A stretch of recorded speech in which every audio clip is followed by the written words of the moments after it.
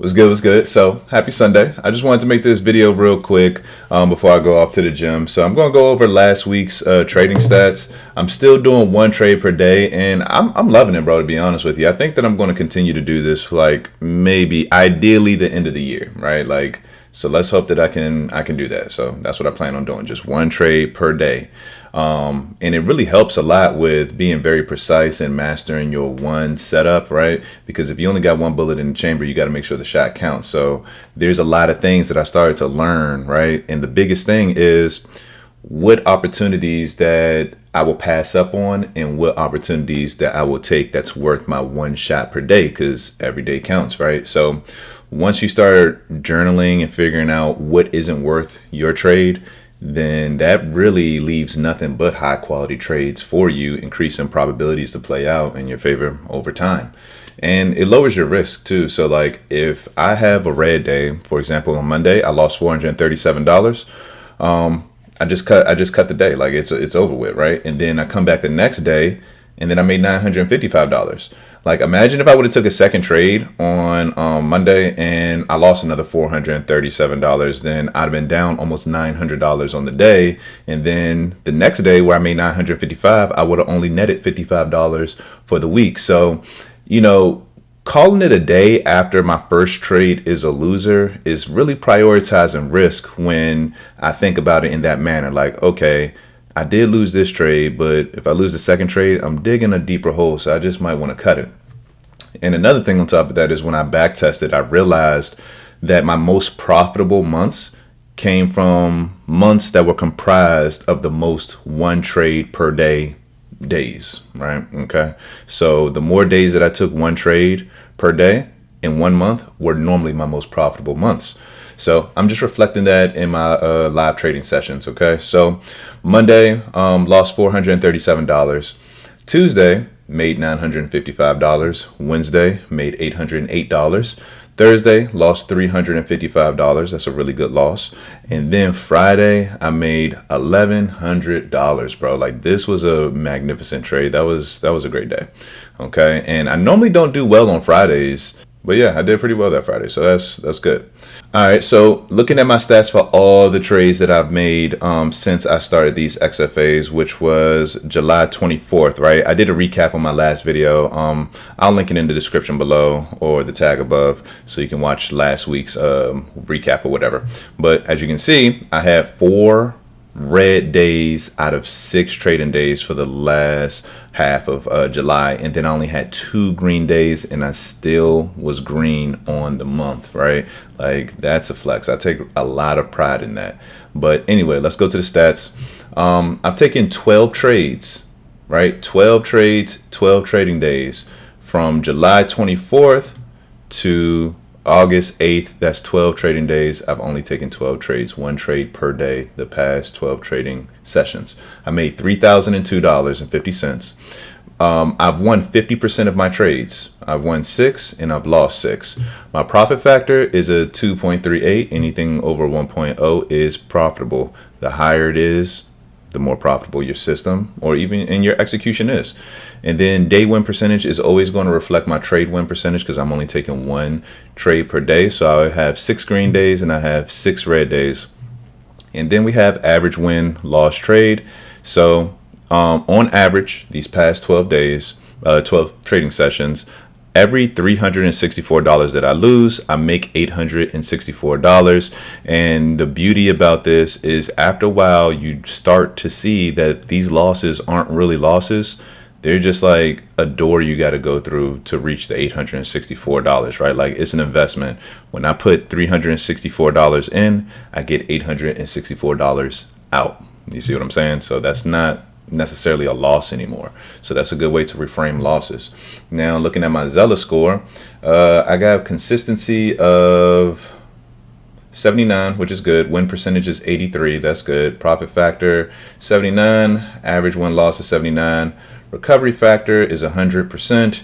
And then max drawdown is 14.43. I don't know why this is so low. I have to look at the thing and see why my max drawdown is so low. I don't know. It might have been the red days in July that, I don't know, whatever.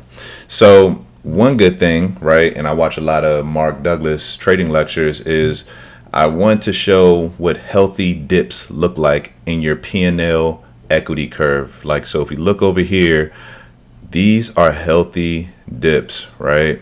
Like these are higher highs. My P&L, my account is in an uptrend, higher highs and higher lows, higher highs, higher lows. So this is really good. This is what your equity curve should look like, right? Higher highs, higher lows. So then we have the net daily P&L bar graph right here. Every day from July 24th all the way to August 8th, you can see that the drawdowns are very, very small. They are 2 times smaller, at minimum 2 times smaller than my profit or my green bars right here. So you always want to keep that at play. And then trade time performance. This was an edge that if you look at, like I said, if you look at my last video from last week's recap, I noticed that all of my winning trades were after 10 a.m. And then my losing trades, right? Some of them were after 10 a.m., but most of them were before 10 a.m., right? So I used that as an edge this past week where I'm not trading before 10 a.m. and it served me pretty well. Okay. And then I have my trade time duration, which is really good. You can see that I always hold my winners longer than I hold my losers. So the shortest winner I've ever held was 34 minutes and 53 seconds. So 35 minutes. And then the longest was 2 hours and 20 minutes. And I actually had a few people ask me, how can I stay in a trade for 2.5 hours really?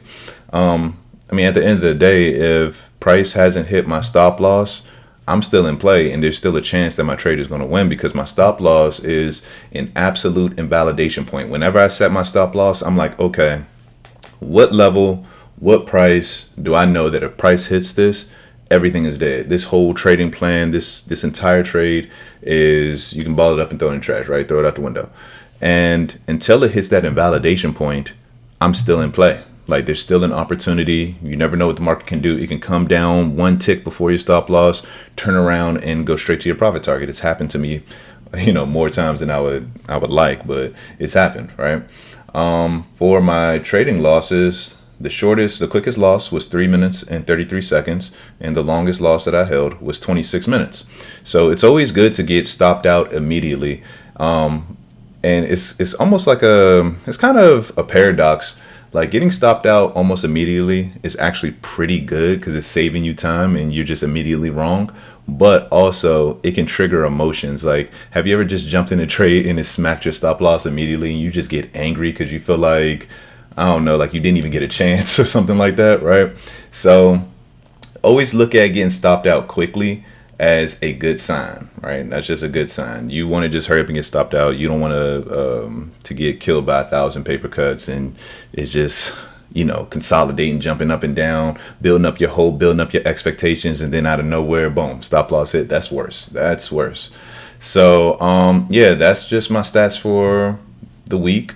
If you guys want to know anything else, just leave it in the comment section. Lastly, we do have group coaching now, right? We had a big wait list for one-on-one coaching, and I have but so much time. Tanner has but so much time, so we decided to do group coaching. So if that's something that you're interested in, we do bi-weekly calls for 45 minutes, open Q&A, and we also include a poll where you can choose which topics that you want us to pretty much touch on, and we'll answer your questions from there. Also, that comes in with that group coaching call is access to our Discord as well. So you're going to be meeting a bunch of traders that have a lot of potential and taking payouts, and just get to a point where you don't have to trade alone. Like, you don't really want to trade alone. I've traded alone for 3 years, and my trading has exponentially gotten better since I joined the community, since I met other successful traders that are doing well and better than me. So put yourself in a room or in a Discord server with traders that are supportive, that is actually talking about process and mental edge and psychology, and not just, relying on signals. Like, you want to have this skill set for you if you decide to leave the Discord. And that's our goal here. So the link is going to be in the description below.